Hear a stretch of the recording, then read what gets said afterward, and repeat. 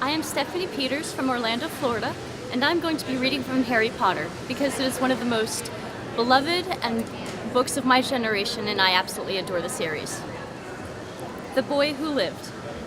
Mr. and Mrs. Dursley of number 4 Privet Drive were proud to say that they were perfectly normal, thank you very much. They were the last people you'd expect to be involved in anything strange or mysterious, because they just didn't hold with such nonsense.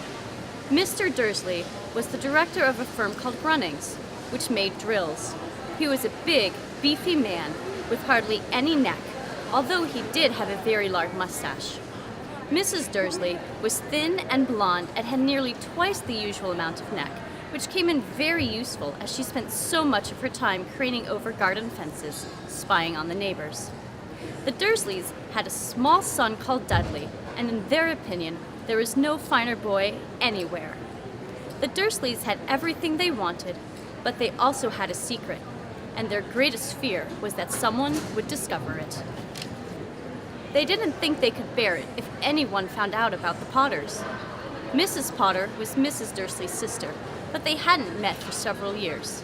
In fact, Mrs. Dursley pretended she didn't even have a sister, because her sister and her good-for-nothing husband were as un-Dursleyish as it was possible to be. The Dursleys shuddered to think of what the neighbors would say if the Potters arrived in the street. The Dursleys knew that the Potters had a small son too, but they had never ever seen him. This boy was another good reason for keeping the Potters away. They didn't want Dudley mixing with a child like that.